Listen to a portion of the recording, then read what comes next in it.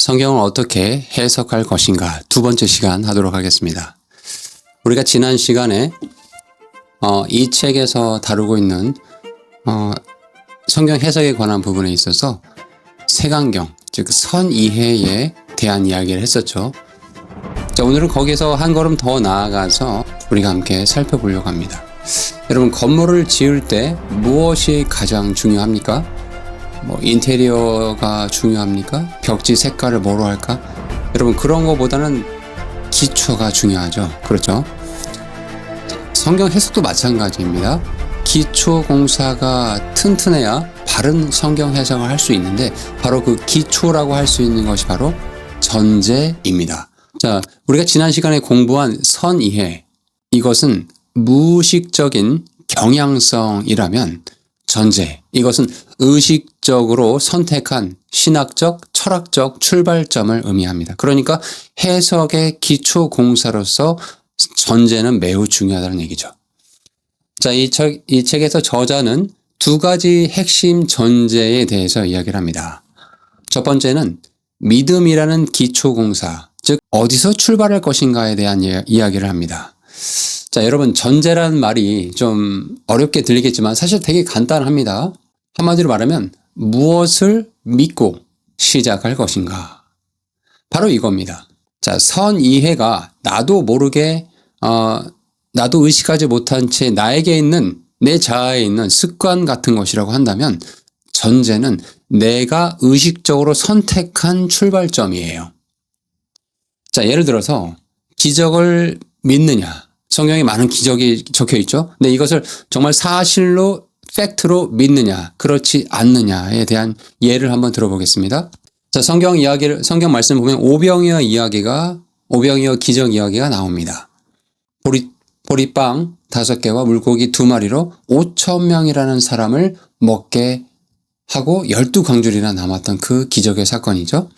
자, 만약에 근데 어떤 학자가 이 부분에 대해서 이렇게 본다고 생각해 봅시다. 에이, 세상에 그런 기적이 어디 있겠냐. 이건 과학적으로 불가능한 일이다.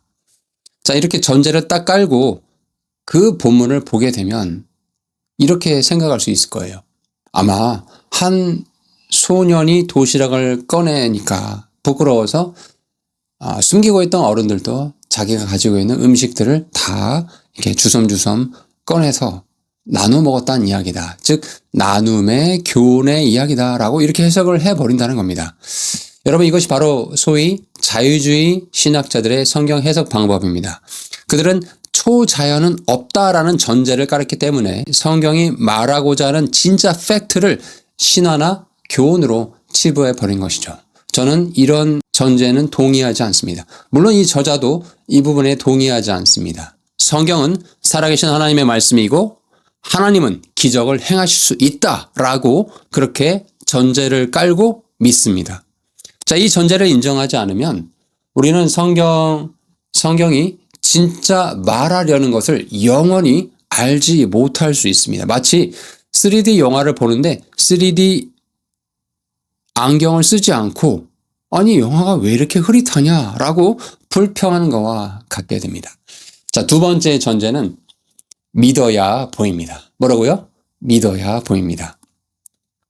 자, 어떤 분들은 이렇게 따집니다. 아니, 성경이 진짜인지 알아보려고 우리가 이렇게 읽는데 이것을 무조건 믿고 읽으라고 하니까 이거 너무 억지 아닙니까? 네, 맞습니다. 논리적으로 뺑뺑 도는 것 같죠. 하지만 여러분, 세상의 모든 관계는 신뢰를 기반으로 그 신뢰에서 시작합니다. 여러분, 결혼을 한번 생각해 보십시오. 자, 이 상대방이 나를 정말로 100% 사랑하는지 증명이 되면 그때 내가 믿고 결혼할 거다. 결혼할 수 있을까요? 네, 절대 못합니다. 일단 믿고 사랑을 시작해야 그 사람의 진심이 보이기 시작합니다. 성경도 마찬가지입니다. 하나님을 신뢰하는 신앙적 전제 위에 설 때 비로소 성경의 깊은 비밀이 풀리기 시작할 거예요. 자, 오늘 강의의 하이라이트입니다. 자, 이 부분만 여러분 제대로 알아도 오늘 강의를 들은 보람이 있을 거예요. 잘 이해하시기 바랍니다. 제가 지금부터 말씀드리고 싶은 거는 의미와 의, 이것을 잘 구별하라는 거예요. 이것이 섞이게 되면 성경 해석은 온데간데 없고 그냥 내가복음이 되어버립니다. 자, 의미는 뭐냐? 바로 저자의 의도를 말하거든요. 그러니까 저자가 특정한 역사적 상황 속에서 특정 단어를 통해서 전달하고자 했던 개념이나 의도를 말해요. 그러니까 이것은 단 한 가지겠죠. 그리고 그것은 불변합니다. 그렇죠? 시간이 지났다고 해서 바울이 서신서, 로마서에 기록한 그런 의도가 바뀌겠습니까? 절대 바뀌지 않죠. 이것이 바로 의미입니다. 여러분 한번 상상을 해봅시다. 제가 이제 이 부분을 설명드리면서 이렇게 예시를 드리고 싶어요. 오늘 할아버지 유품을 정리하다 보니까 50여 년 전에 할머니에게 쓰셨던 연애 편지가, 전쟁터에서 보낸 편지가 발견되었습니다. 사랑하는 금순이, 나는 오늘도 당신이 사무치게 그립소. 살아서 꼭 돌아가겠소.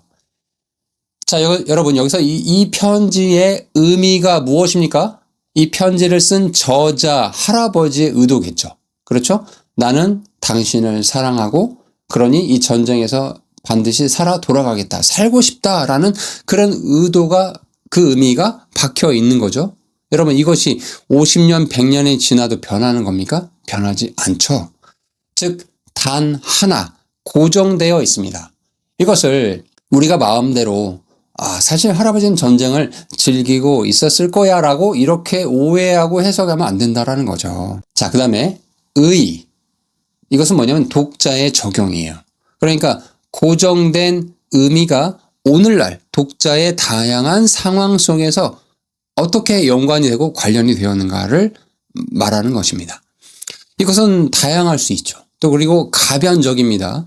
같은 본문이라 하더라도 1세기 노예에게 주는 의의와 21세기 오늘 AI 시대를 살아가는 저와 여러분과 같은 현대인들에게 다가오는 의의는 다를 수 있습니다.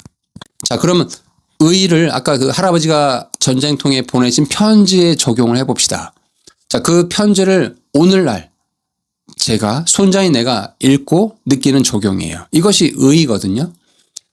이건 사람마다 다를 수 있어요. 어떤 손자에게는 우리 할머니가 이렇게 사랑받으셨구나라고 감동할 수 있고, 어떤 손자는 그래, 나도 할아버지처럼 내 아내를 정말 사랑해야 되겠다, 더 잘해야 되겠다라고 그렇게 적용할 수도 있겠죠. 자, 이것이 의, 즉 다양하고 상황에 따라서 변할 수 있다라는 거죠.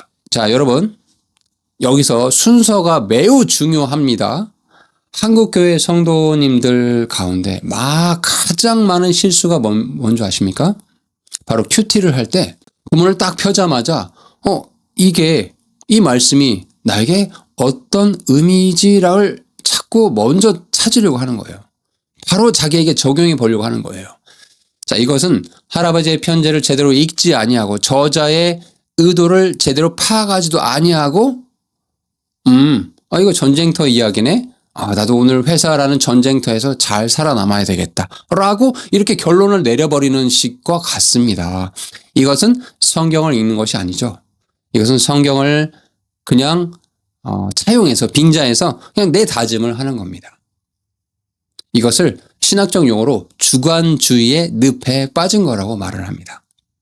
자, 여러분 순서가 중요하다고 했어요. 첫째, 저자, 바울과 모세, 이런 저자들이 그 당시에 성경을 기록하는 그 당시에 무슨 말을 하려고 했던 것인가, 이것을 잘 먼저 파악하는 게 매우 중요하다는 거예요. 그리고 나서 의미를 찾는다. 우리는 텍스트의 주인이 아니라 그 저자의 의도를 캐내는 발굴자여야 합니다. 그리고 그 다음에 물어야 됩니다. 그 고정된 진리가 오늘 21세기를 사는 나에게 어떻게 적용이 되는가. 여러분 이 순서만 잘 지키셔도 성경 해석이 주관적인 감상문으로 빠지는 것을 막을 수 있습니다. 여러분 성경은 내 기분을 맞춰주는 포춘 쿠키가 아닙니다. 하나님의 변치 않는 그 뜻, 의미를 먼저 발견하기 바랍니다. 그리고 그 뜻이 오늘날 저와 여러분의 삶에 어떤 변화가 있는지 그 의의를 적용하도록 하십시오. 그럴 때 말씀이 능력으로 나타날 것입니다. 다음 시간에 마지막 세 번째 강의를 또 이어서 하도록 하겠습니다. 오늘 영상이 여러분에게 유익하셨다면 구독과 좋아요를 함께 해주시고 늘 기도와 응원 부탁드립니다. 함께 해주셔서 감사합니다.